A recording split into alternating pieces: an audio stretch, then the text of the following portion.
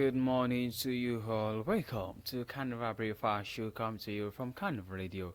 My name is Joseph Oyikola and this is Newspaper Review.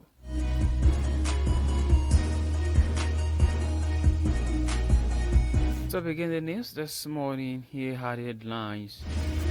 Tinubu said to name involves as military posts consular officers.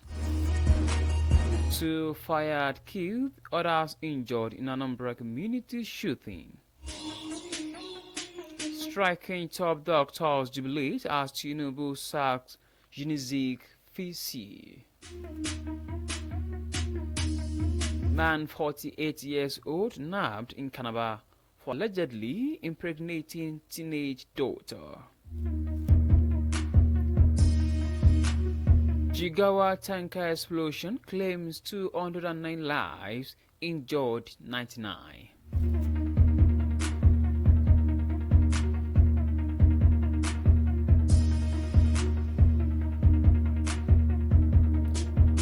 Now to the news and details. The federal government has begun deploying consular officers to diplomatic missions worldwide before the anticipated release of the ambassadorial list. This move comes 14 months after 83 ambassadors were recalled in September 2023. Following President Bola Tinubu's inauguration, a reassessment of foreign policy led to the recall of the 83 ambassadors, both career and non-career, from their post in September 2023. But the subsequent appointment of replacement has yet to take place. The envoys were instructed to return to Nigeria by October 31, 2023, marking a shift in diplomatic strategy and suggesting that the government was looking to realign its foreign engagement to better serve national interests. The Minister of Foreign Affairs, Ambassador Yusuf Tuga, had said the ambassadors served as the president's behest in their post nations and that it was the president's prerogative to send or recall them from any country. Tuga added that it was part of his strategy to realign Nigerians' foreign engagement. The recall was done, but it left a diplomatic void, as no replacement have been announced ever since. However, the delay in appointing successors has raised concerns. In April 2024, the government appointed 12 consuls general and 5 charges d'affaires to represent Nigeria in 14 countries, but these interim measures fell short of filling the leadership vacuum in key missions. This news was sourced from the Punch newspaper. Tinubu said to name envoys as military post consular officers.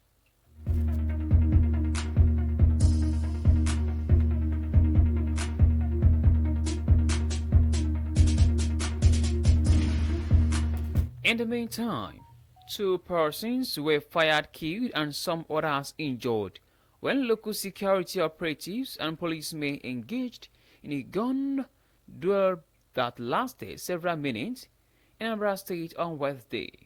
The newsmen gathered that the incident happened at the Izuchukwu Junction in Nobinewi Road. Some eyewitnesses witnesses in the area said the vehicle also caught fire when bullets hit the fuel tank during the incident, thereby further creating panic within the area. The incident was also corroborated in some videos circulating online, where some voices narrated what transpired. The spokesperson for the Anambra State Police Command, SP Tochukwu Ikenga, who, when contacted on the development on Thursday, confirmed the incident. Ikenga said the local security forces took the police operatives for unfriendly forces and opened fire on them, thereby leading to the gun duel.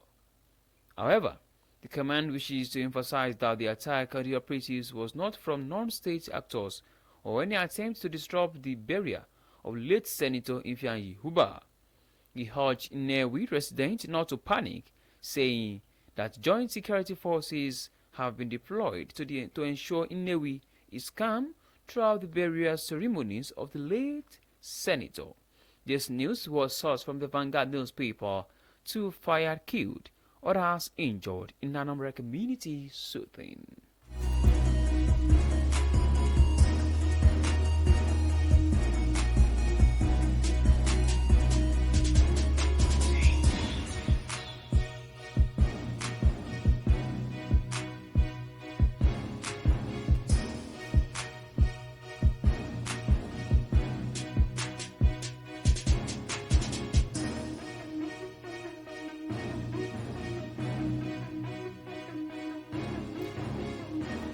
In the meantime, the Medical and Data Consultants Association of Nigeria has lauded the President Bola Tinubu over the sacking of the Vice Chancellor of the Nnamdi Azikiwe University, Yoka, Professor Bernard Udo, and Registrar Mrs. Rosemary Nwokike.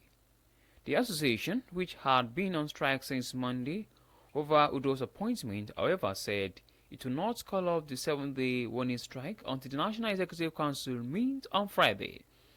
The national president of MidCan, Professor Mohammed, said decisions made at the NEC meeting on Friday will determine the association's next line of action. MidCan had embarked on the 7-day warning strike to press home its demands, including the sacking of the UNIZIC VC. The strike, which commenced on Monday, granted activities in 83 health facilities and 64 medical schools across the country. The association had earlier protested the exclusion of medical lecturers from appointment as UNIZIC Vice Chancellor. It demanded that the federal government should relieve the chairman of the Governing Council of Nnamdi Azikiwe University of his appointments as council chairman for his insubordination and to enforce the Ministry of Education directive nullifying any appointments subsequent to their directives, and to develop an all-inclusive prototype of advertisement for the office of Vice Chancellor. He also approved the removal of Ucheke, bowing to pressure on Wednesday.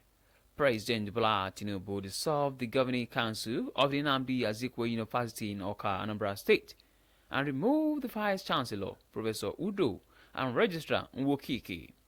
He also approved the removal of Ochieku Salami as a Pro-Chancellor and Chairman of the Governing Council of the Federal University of Health Sciences in Otukpo, Benue State.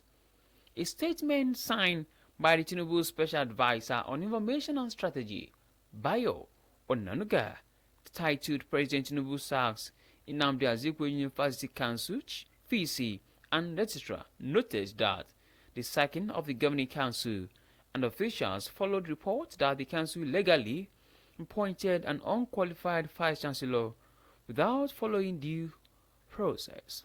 This news was sourced from the nation's newspaper, striking top doctors jubilate as Tinubu sacks UNIZIC Vice Chancellor.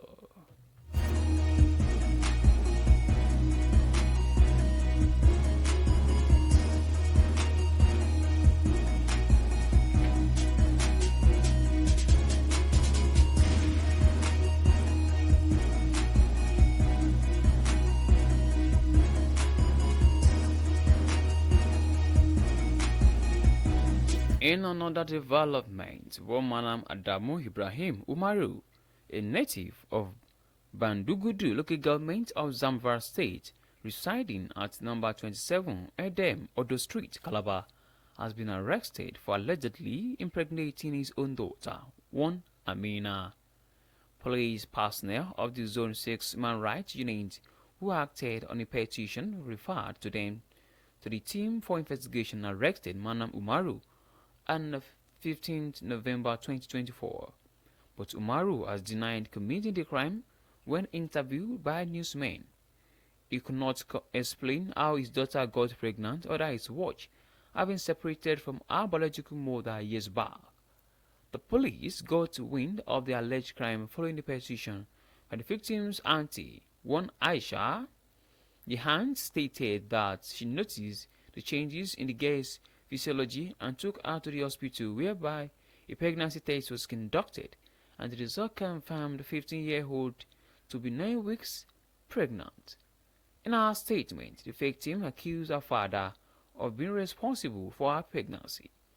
According to her father started having illicit affairs with her in 2023 in a hotel and threatened to kill her if she disclosed it to anyone. Not satisfied, the police had further examined the victim in the police hospital, Calabar, and the results validated the earlier one submitted by her aunt. Reacting to the allegation, the manager of Last Motel Hotel in a statement admitted that he had seen the suspect several times with the victim in the hotel when they would come to book temporary accommodation, but never knew she was his daughter. A statement issued by the Zone 6 Police PRO, SP Nelson Opabi, said the suspect will be arraigned in court at the end of ongoing investigation in accordance with extant laws if found culpable. The police advised parents, guardians, and caregivers to monitor their movements, the movement of their wards, and be wary of pedophiles and social deviants. For more details, please visit Daily Post newspaper. Man 48 nabbed in Calabar for allegedly impregnating teenage daughter.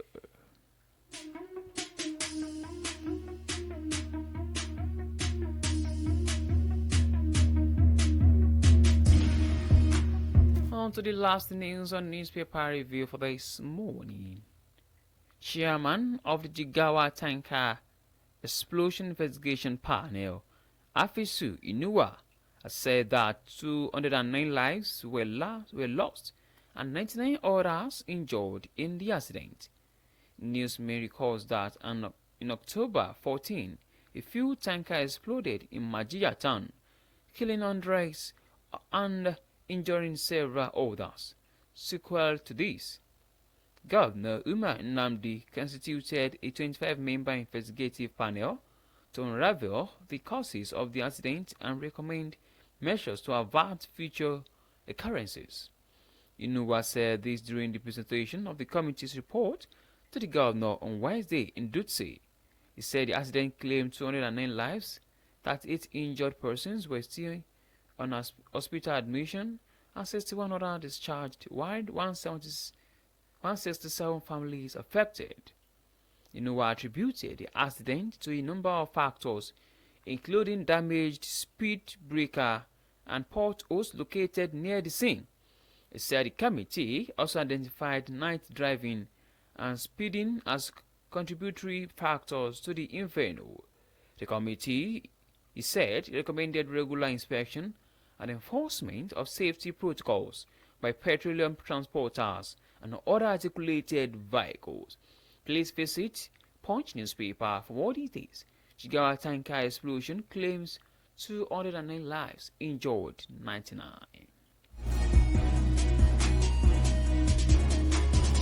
To bring the newspaper review to a close this morning, here is the recap of headlines. Tinubu said to name envoys as military post consular officers. 2 fired, killed, others injured in Anambra community shooting. Striking top doctors jubilate as Tinubu sacks Unizik Vice Chancellor. Man 48 nabbed in Calabar for allegedly impregnating teenage daughter. Jigawa tanker explosion claims 209 lives, injured 99 others. And with that, we've come to the end of newspaper review. Thank you very much for listening. You can download Carnival Media app from Play Store and app iOS. You can also check out our website at www.carnivalmedia.ng. My name remains to see for you, Good morning, and please do well to enjoy the rest of your day.